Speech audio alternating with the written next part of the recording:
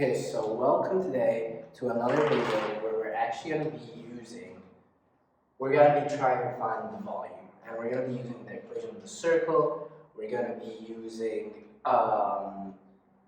the area as well, because as we know, let me just write our equation down. That volume equals the integral of a and b a of x slash a of y dy slash d of x, right? So like this is what our equation is, and we can simply use either the ay or the ax, but in this situation we will be using the ay, as it's much more easier and much less complicated to do. So let's just start out by doing the axes here. So I'm just going to have this.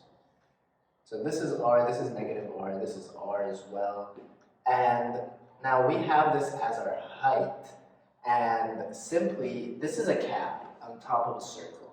And let's just think of like a water bottle and a bottle cap, and that would make it easier to imagine.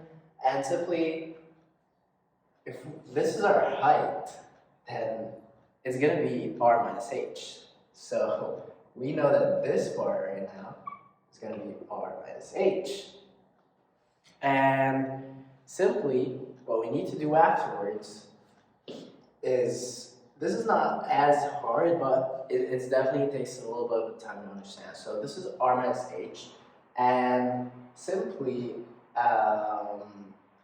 we know that the area, the circle, is pi r squared. So we need to use the equation of the circle here. So what we'll do is that y, but we're going to do it in terms of y, right? We're going to do it in terms of the dy, because we're going from negative r to r, which, by the way, is our coordinates. So as we break it down, the easier it gets. And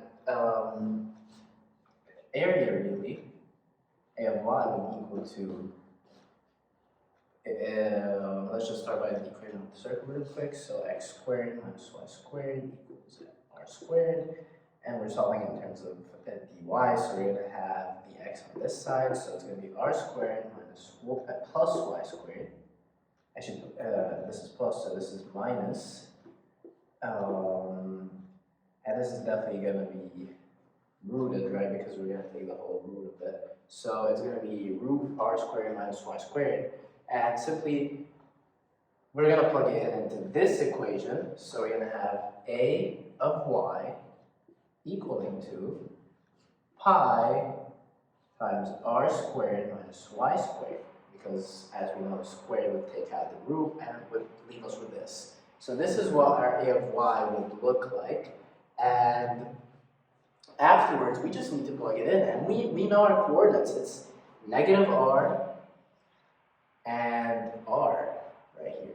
So these are our coordinates, but we forget one main part right here. This r cannot be our coordinate, and this r minus h is our actual coordinate. Why, you may ask? Because if we're going to do it with the r, if we're finding it just for the circle, we can't do it with the r. We can do it with the normal r. It's just go from negative r to r, but no. I'm checking if you're paying attention. This should go from negative r. It should go from r, actually, from r to r minus h. You know why? Because we're taking in the volume of the cap as well, not just the circle. We're taking in the volume of the cap, so this is where it's tricky. Like, even when I was talking, I said like it would go from negative r to r, because I wasn't paying attention and realized that it is the cap. There is a cap, and we need to figure out this cap, right? So we figured it out, and it's r minus h. So what we need to do is simply just plug it into the integral, which is going to be r minus h to r, right? Because we're going from r upwards to r minus h, and simply we're just plugging in this, which is pi r squared minus y squared dy. And at the end of the day, once we substitute everything, we do everything, and we integrate it, we should get pi h squared multiplied by r minus h over 3. So